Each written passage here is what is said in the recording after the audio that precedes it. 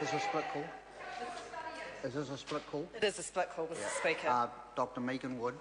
Thank you.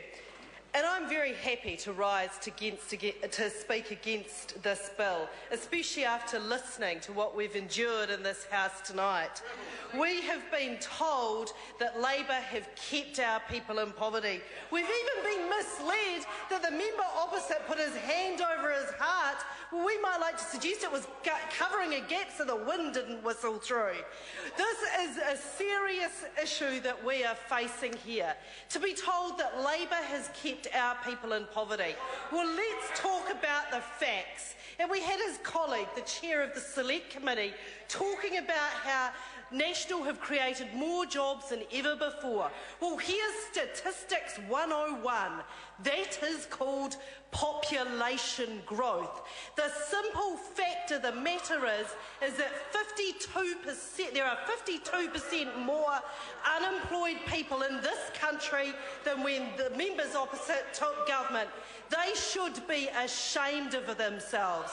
They have thrown more New Zealanders on the scrap heap through their inaction and their inability to do anything to create jobs in this country. The reality is there are now 40,000, more than 40,000 people on the unemployment benefit.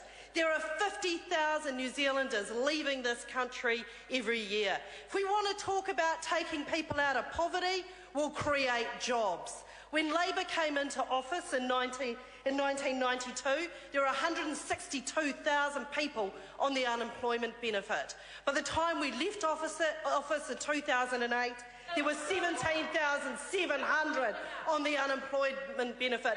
This is the way that you beat poverty. Now, we're heckling from the members opposite about to get real in the real world. I want to read a quote from John Key at the Jobs Summit when he launched at the beginning of this brave new world of the glittering future that National were going to offer. At the Jobs Summit, Mr. Key said, I don't want to spend much time talking about how difficult economic conditions are at the moment.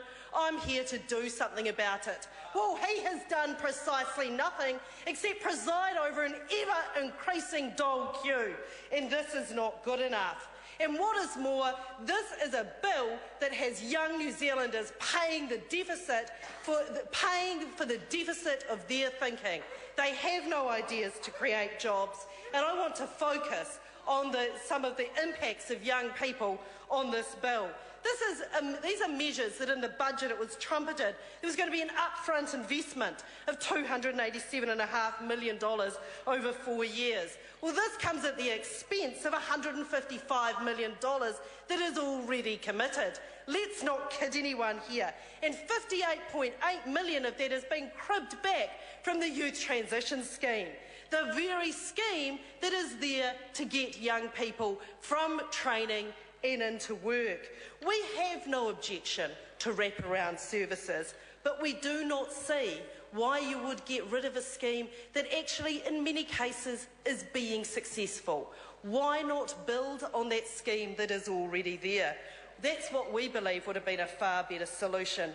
We think it's really telling that in places where the scheme is working, and the obvious model was with Dale Williams and the Otahoanga and their transition youth services, the fact is these people did not even tender in the first round. These people do not see what the new schemes being put in place are going to work. We have 0 to 2 people in that area, young people unemployed.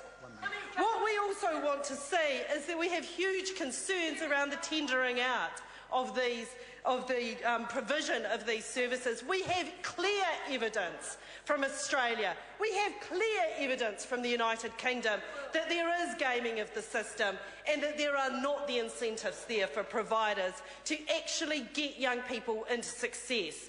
When you get paid your $1,200 bonus for getting someone to NCEA level 2, you don't have to be a genius to work out the providers are going to steer clear of the most challenging kids, many of whom don't even have NCEA level 1, the effort required to get them to level 2 is just going to be too immense in the timeframes they're given. This is not a bill that is designed to help young people. This is not a bill that is designed to create employment. This is a bill that has young people once again paying for their Sorry to interrupt deficit. the honourable member. I call Materia Ture. Thank you very much.